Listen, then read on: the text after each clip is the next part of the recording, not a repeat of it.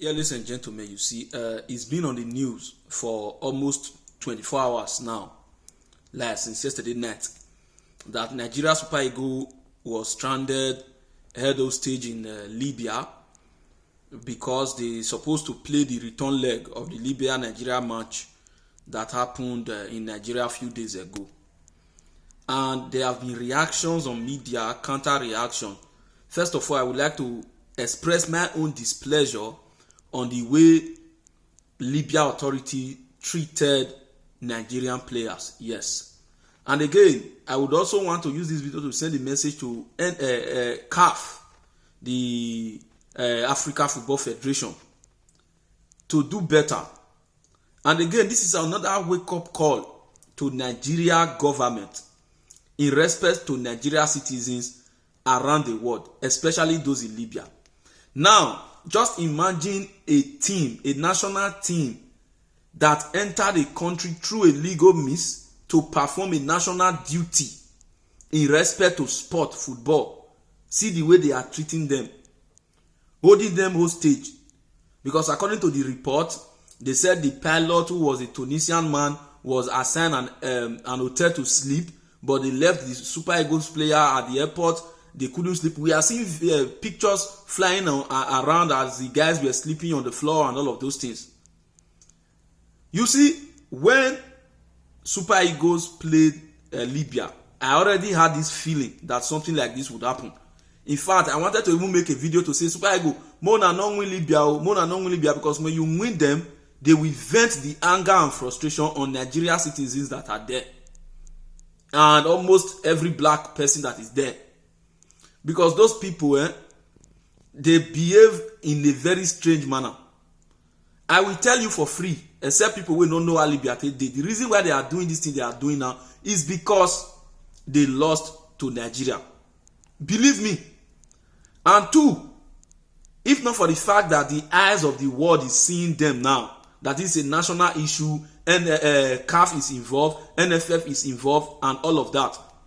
Believe you me, una will for years say they don't kidnap our Super Eagles player. As a matter of fact, the attempt for them to even allow the Super Eagles to travel by road, there is something fishy about it. They have calculated an attack on the Super Eagles.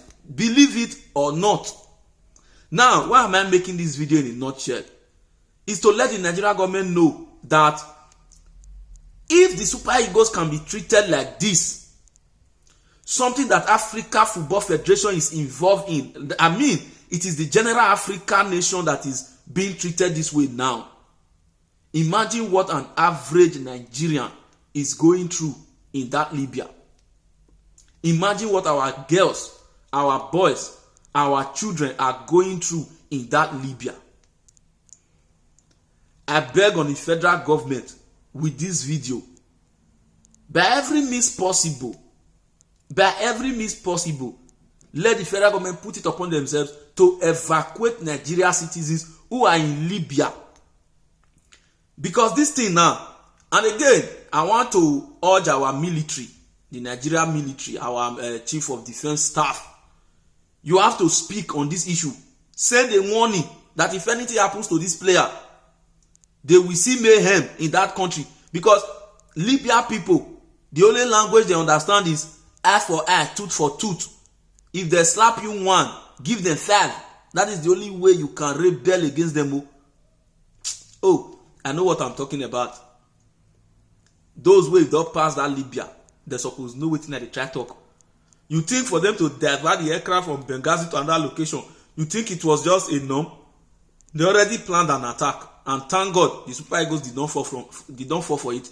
Una for years say, oh, they were in bus, rebel attacked their bus, 12 players are missing, this one sustained injury, this or that. In short, for the very first time that Libya is even participating in Africa Cup of Nations, we are hearing issues like this.